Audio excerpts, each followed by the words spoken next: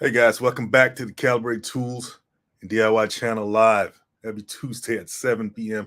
PST. How's everybody doing? I'm gonna wait till some people come into the chat. Let me know that somebody is watching, and then we'll dive into the topic. But before that happens, just want to say, hope everybody's having a good one. I'm on the West Coast. It's kind of wet out here, and that's it happens. It rains on the West Coast, but it's been raining pretty heavily lately. So what's going on? Is something going on I don't know about? Is it a global warming thing? Yeah, don't take my channel down because I mentioned that. But yeah, it's I'll take that back. I don't want to speak that into the atmosphere.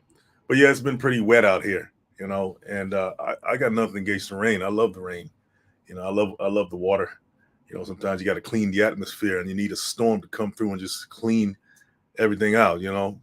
And that's what's going on right now, I guess. So, yeah, we got an interesting topic tonight, guys. I don't know how long it's going to be. Probably not that long, but it's something that I've always been interested in is the world of 3D, uh, 3D printing to be more exact, and that's what we're going to talk about. Okay, so when it comes to manufacturing, the construction trades, the building trades, and the tools that you use in those industries, that's always been an interest of mine. And seeing how technology has advanced in these areas have also been an interest of mine as well, especially when tech is being used in a way to better humanity. Right? I mean, there's so many ways we can. I mean, negative things we can think of in terms of tech being used at the detriment of humanity. I mean, think of things like the atomic bomb, all guns, weapons, all kinds of stuff, right? And unfortunately, these things exist in the world because of man using his innovative prowess to dominate or oppress another group of people because of power, because of the the um, the quest to control the resources. This is that territorial instinct in man that forces him to use his. Well, I wouldn't say forces him, but he chooses the path of fear rather than cooperation. And I get it. Sometimes you got to protect yourself. It's a cold world out here. You got people that want to take you out. You got and on a large scale, right? We see it happening in the world today. Um, and but that's a whole nother discussion. You know, so yeah, tech can be a beautiful thing. It's an extension, like I said, tools. It's another form of it's a tool, right? Another an extension of the human body, the human mind, to produce results to in the world that can better yourself. But that depends on who's using it, right? So we're going to talk about something today where this is a case where tech is being used in a very positive way, I think, to the better the conditions of the group. Okay, but even then, though, when you study what I'm talking about tonight, certain groups are still left out. But that's another. Anyway, it just never fails. So anyway, guys, is 3D the new way to tackle the housing crisis? Well, we all know about the housing crisis. We just kind of coming out of it a little bit. Interest rates have gone down a little bit, but in the midst of all that, 3D printing has come to the fore, right? Let me see if I can pull something up here to kind of grab onto so you guys can relate to what I'm talking about. Where are we right here? Where are we? Where are we? Where are we? Okay, so yeah, so uh, being able to afford a home for a lot of people, right, is really it's not possible right now, right? And as a result, you have this crisis or quote unquote crisis. But there are companies out there trying to remedy that, and I'm going to talk about a couple of them today. I think they should be spotlighted based on what they're doing in terms of the tech field and partnering with um, nonprofits whose mission is to you know, bring affordable housing to a lot of people that really can't afford it traditionally, right? So you got this company out here trying to battle the foe, right? Battle the foe of rising interest rates. People, like I said, people that cannot afford a house, and so they provide 3D printed houses, right, as a solution to stem the crisis. Okay, so let's see here. Let me start off here. Okay, so the company name's Icon. All right, and by the way, this article I'm reading is from Forbes, and so it was founded by these guys, Alex LaRue and Evan Loomis. I'm sorry, and they said we're going to promise to 3D print a model home and unveil it in the Southwest in Austin, Texas, and that's what they did. So through a lot of trial and error and stuff like that, they were able to produce a home in, I think it was 24 hours. 24 hours to build a home, and that's what they were able to accomplish with 3D printing technology. Okay, so just by saying that alone, I mean, imagine the implications of that, right? That's like getting somebody off the street right away and putting them in, or out of a dire financial circumstances right away and putting them in a home that was just built in 24 hours. And these homes are pretty sturdy, right? The materials that they use to print these homes in these gigantic 3D printers are they're not just any old material that the wind can come and blow down. They're pretty sturdy. I don't know the names of the materials. It's some kind of green friendly, eco-friendly materials they use in combination with maybe some traditional materials like cement and stuff like that. But yeah, they partnered with these nonprofits, right? A couple of them, and they printed a couple of homes here in the States, and they just started building up their portfolio, and which is pretty impressive, right? So if anybody don't know what 3D printing is, I think 3D printing came about or became prominent in 1981. At least it started in 1981. Let me not misspeak here. Let me look and see when was. Okay, the first 3D printers, 1981. The earliest 3D printer originated when Dr. Hideo Kodama, sounds like a Japanese name, invented one of the first rapid prototyping machines that created parts layer by layer using a resin that could be polymerized by UV light. Now, that's a lot of big words. What does polymerized mean? Well, you ever heard of what a polymer is? Polymer is a combination of different substances that synthesize together. And these original substances are called monomers. Okay, these are just tech words, scientific words. I didn't make them up. But what was interesting to me is that the synthesization or synthesizing process, okay, is catalyzed, right? Or it happens because of UV light. UV light is a big ingredient of that whole polymerization process. So I was like, okay, UV light can cause something to come together and coalesce and produce something as hard hard enough to withstand the elements. So that was interesting to me. So the whole 3D, I was introduced to 3D printing many years ago when I got into inventing. If you guys don't know, I have invented a couple of products. One of them is the Exactac picture hanging tool, and I was, had the opportunity to be around a lot of manufacturing facilities, and I saw, how certain things were developed and made, and a lot of the samples that I had to make were 3D printed, right? And so I was somewhat familiar with it, and then I observed the technology over time and how it advanced, how it progressed to producing samples for small objects to now, like what we're talking about right now, building houses and things like that. Not just houses, but I mean, um, organic. Well, I wouldn't say organic, but medical supplies, all kinds of stuff, right? So it's definitely changed the game, and the materials that they use to, has advanced as well. From the resin, the resin that they use in the early days to what they use now. I mean, some of the materials that they use are or make is actually harder than steel. I think carbon fiber is one of them. Don't quote me on that, but I mean lighter. It's lighter than steel and harder than steel. Don't tell me how that works, but I can only suppose that it has something to do with the molecular structure of it.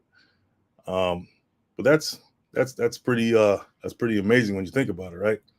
So this company Icon has used the 3D printing technology to build houses for, you know, for the to stem, like I said, stem the housing affordability crisis, and they've been all over the world. I think Mexico is one place they're doing it right now, or at least I think the last country was Mexico, the one I read about.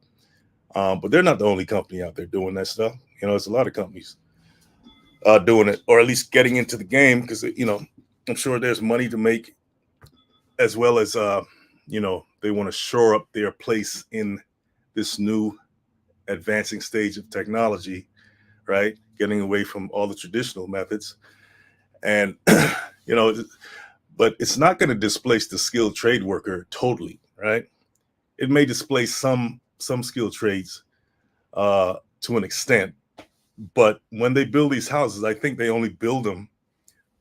The 3D printer can only build the walls and the structures like that. They don't put in the windows. They don't do the plumbing. They don't do the electrical. None of that. So there is still a place for 3D skilled tradespeople to exist, right? In the world, in the new emerging world of 3D printing and robots and all this stuff. Paragood Life Notes, how you doing? 3D printing is very interesting. It's like a cardboard house or plastic house.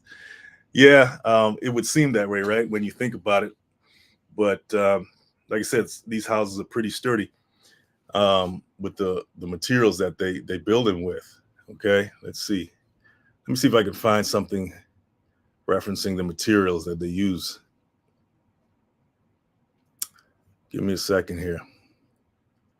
But yeah, I mean, I was looking at some of the prices for some of these houses, and you tell me. I'm not a real estate expert, but 1,500 to 2,100 square feet at $475,000. Does that sound right to you guys?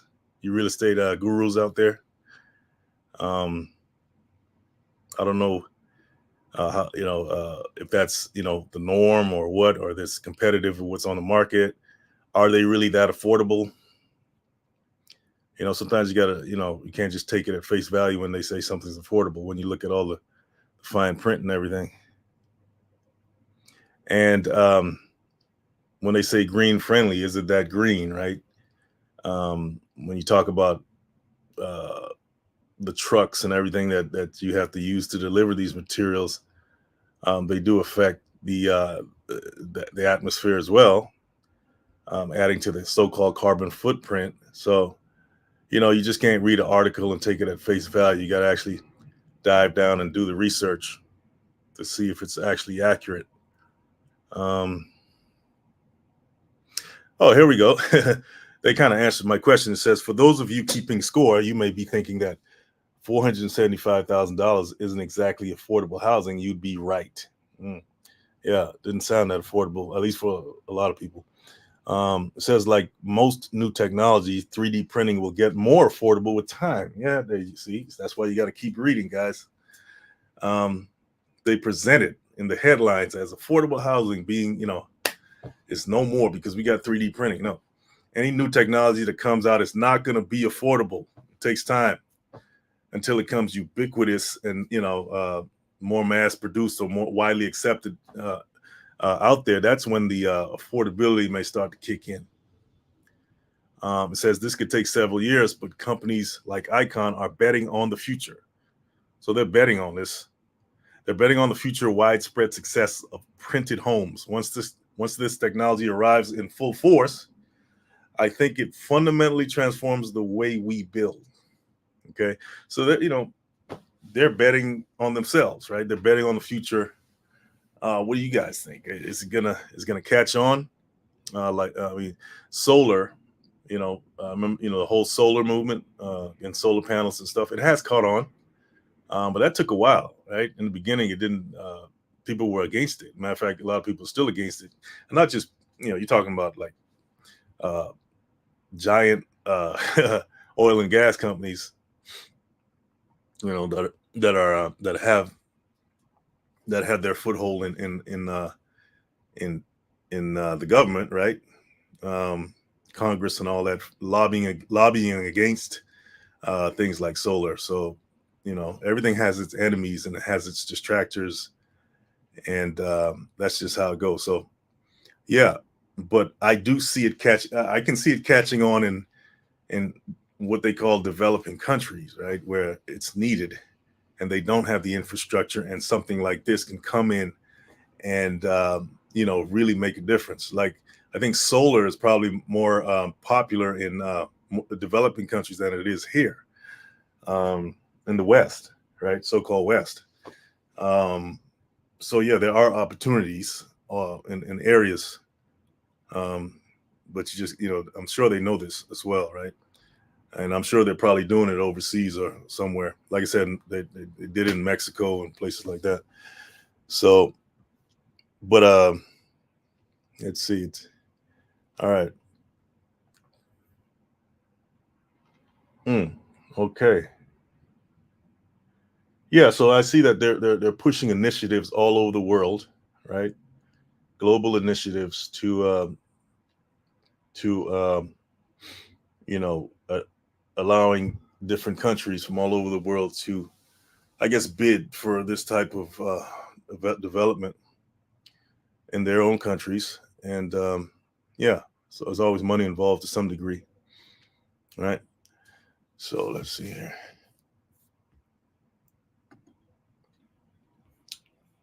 All right, well, Perry Live still on the chat. Let's see. Yeah, yeah. Not sure what is considered affordable anymore. 420,000 is not affordable. Yeah, exactly. Right. It's not based on wages. Yeah. So, I mean, I wish I put up a picture of these things, but these machines that build these houses are gigantic, right?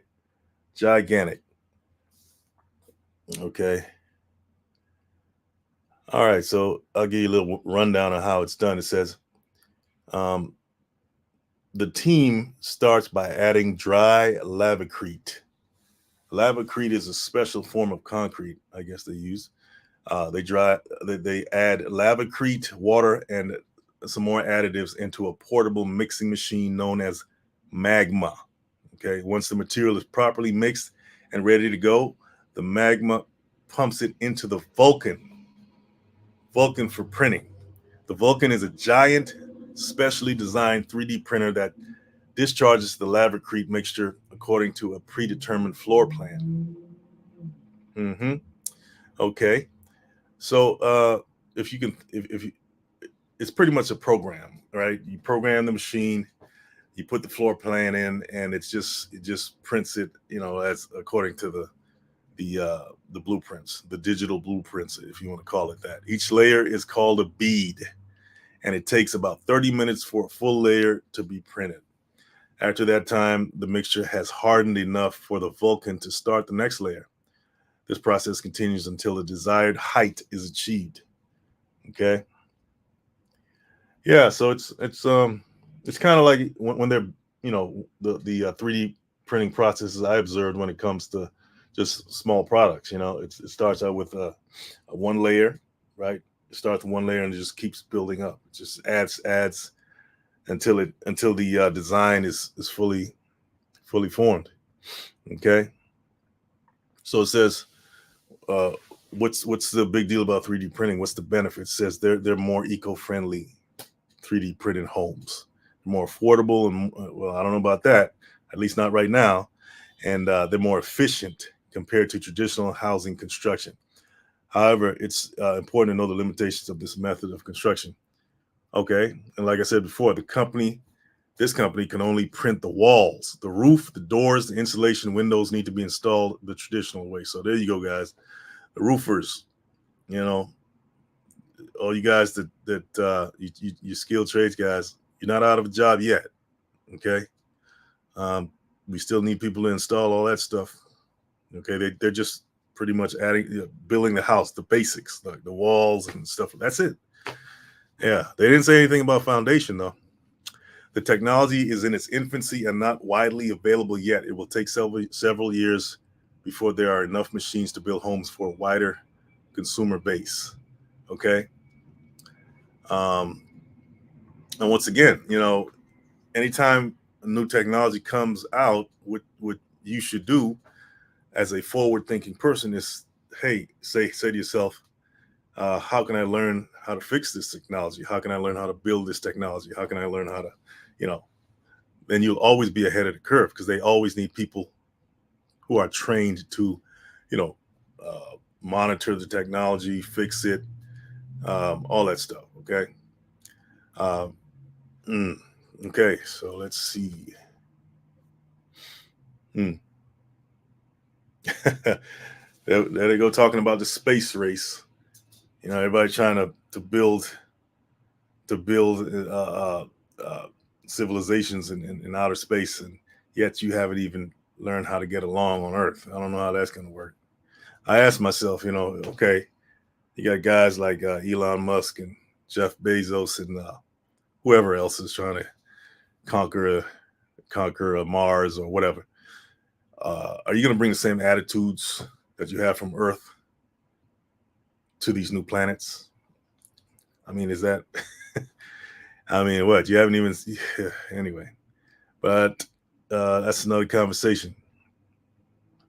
The reason I bring that up is because they're using 3D printing technology on the they're not using it. Maybe they are using it now. I don't know, but I know they're planning on using it to build on these other planets, right? On the moon or wherever they're trying to go. They're going to use that technology to build over there, which makes sense, right? Because you have zero gravity. Well, I don't know, very limited gravity, or modified gravity over on these planets, and you're gonna, it would be better to use machines to build, right? Makes sense. Makes sense. All right, let's see here. 3 generations income in one house, I guess, makes it affordable. Yeah, yeah. So I totally agree about the attitudes. Yeah, it's interesting. When you think about, like I said early in the conversation, technology is always going to be, how far technology goes is going to be a reflection of man's own inner development in terms of um, how should I put it without sounding too metaphysical. I said technology. Okay, I'll put it like this: technology will reflect man's inner man, right? Meaning that if he's selfish, if he's not, because you can say, okay, you got all this technology out here, but and it's serving a lot of people, but sometimes underneath what looks like service is actually a very selfish motive. And I'm not one to judge, because if it's advancing the world, uh, then is it wrong? But then how do you define it, advancement? How do you define advancement, right? Is somebody living in a hut uh, in the wilderness somewhere less advanced than someone living in a high rise in New York City? If that person living in a hut is living in a communal environment where everybody shares, um, there's no murder rate. Nobody's thinking about, okay, I got to take his stuff. Is But they're living in a hut on the edge of a river somewhere, um, versus someone living in a skyscraper who has a $500 net worth, and all they can think about is how to buy out a company that they undermined, right? And kick people out of homes so they can buy up the whole track. Is you know, who's more advanced, right?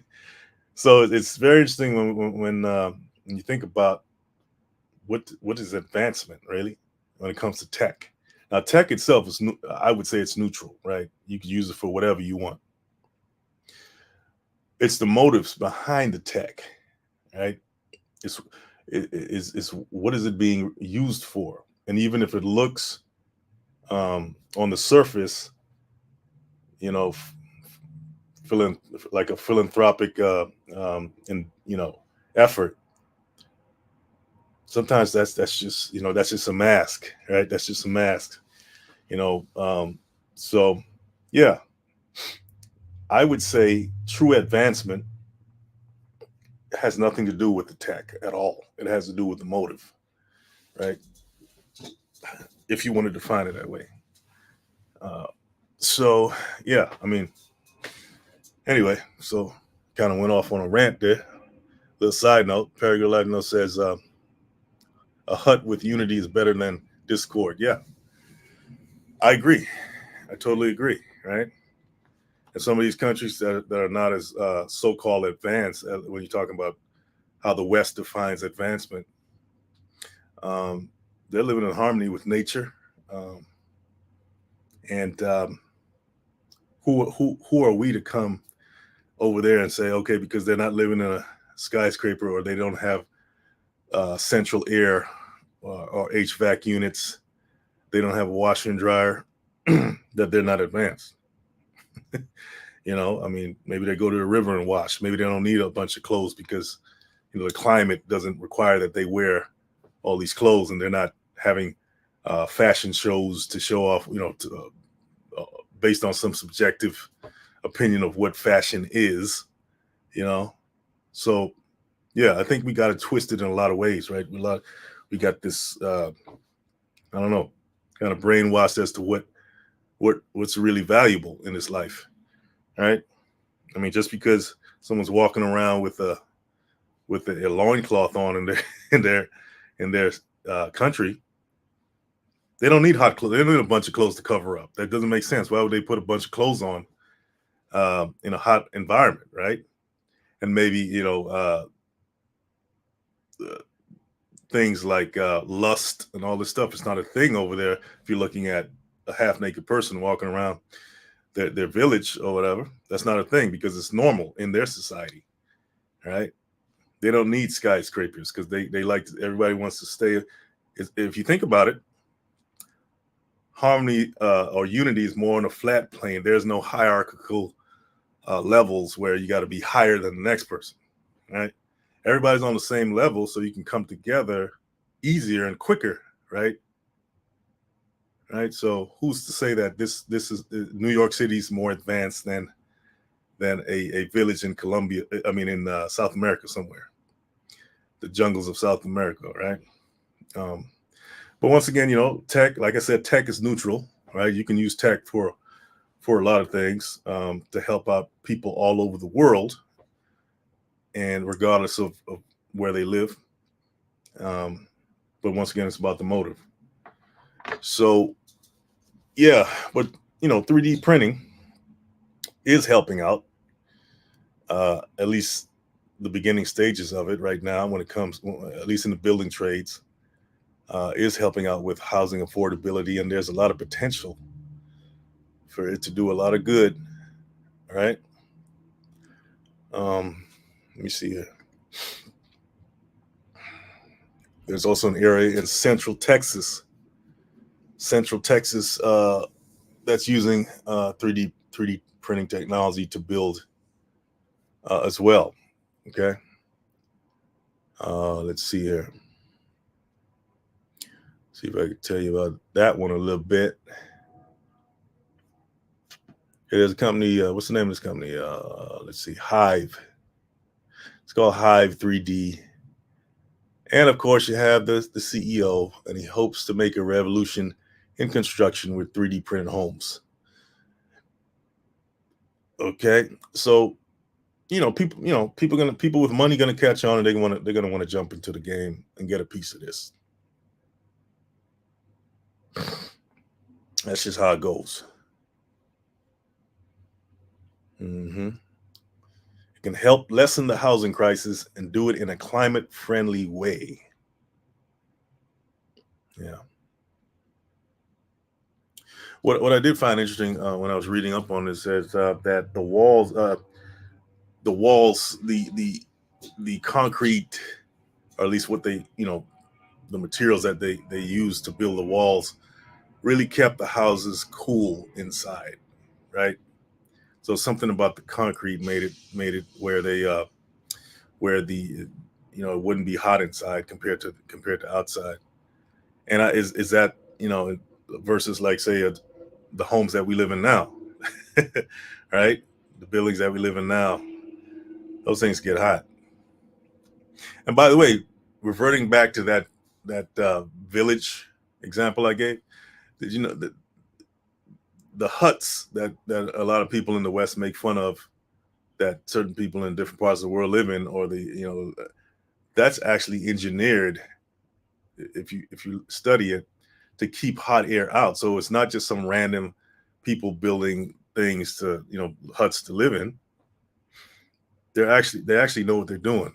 It's more climate friendly. It's more efficient when it comes to keeping hot air in. I mean, hot air out, and in the summer, and probably warmer in the winter, right? Um, so don't be so judgmental about what a hut is if you haven't studied it. That would be the sign of ignorance, and just you're a sheep. Um, and we don't want to be sheeps, right? We want to be knowledgeable before we make assumptions. A small 3D printed home's walls can be built in under 24 hours. Okay, with printing on large single family homes walls ranging from 10 to 45 days. Okay, so the 24-hour thing is for smaller homes. Um, see, okay. Oh, it says both Hive 3D and Icon, the two companies, use alternatives to Portland cement. Cement production is one of the biggest sources of greenhouse gases in the construction industry, and is responsible for about 8% of the world's CO2 emissions per year. So they partner with a Utah-based eco material technologies company, which creates a range of eco-friendly alternatives to concrete called green cement. That's what I was trying to recall. Which includes fly ash. Never heard of that. A common byproduct from coal-fired power plants. So that's interesting. You got a coal-fired power plant, which is, I'm sure, a very uh, big contributor to the greenhouse gases, producing a byproduct that can be used to counteract uh, greenhouse gases. Very interesting. It says unlike Portland cement, their mixes don't require milling and heating limestone, which accounts for most of the product's pollutants. So it creates 92% to 99% fewer emissions, said eco-friendly materials technology company CEO Grant Quasha. Yeah. So yeah, that's interesting. You have a byproduct of a coal-fired power plant, one of the biggest polluters out there, producing a byproduct that's actually can be used to combat, you know, um, global warming. Uh, says, but it says that the green cement doesn't have an entirely carbon neutral footprint because the mix requires transportation to the work site, and electricity is used to run the mill to mix the materials together once it arrives. but the company claims it keeps over 6 million tons of CO2 out of the environment each year with its cement alternative. So, it's not completely 100%, but it's way better, according to them, than the traditional cement. Okay. Yeah. So, hey, at least they're trying, right? At least they're trying. They're not just out there for profits and they don't care about the environment.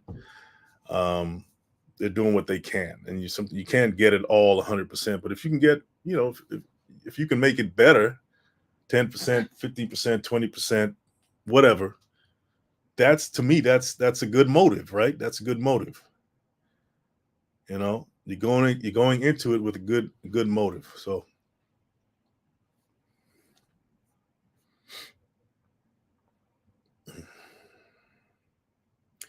well, anyway, guys, just wanted to talk about that. I thought it was a very interesting topic. Hope I didn't ramble on too much. Hope you got something out of it.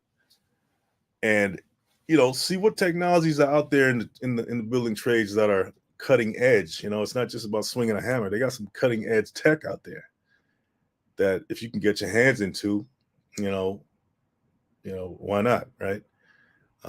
If this is something that interests you, 3D printing, man, the sky's the limit with that. You can do all kinds of things. In any industry, really, if you think about it, right? Any interesting in manufacturing industry, I should say, from automobiles to buildings to whatever is physically made, whatever physical products out there, 3D printing is right there, nipping at the heels.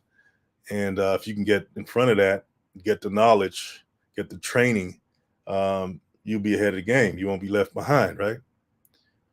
So, guys, if you got something out of this, hit that like and subscribe button. Don't forget to go to calibrate.com, check out what we got, and I'll see you guys on the next one. Peace.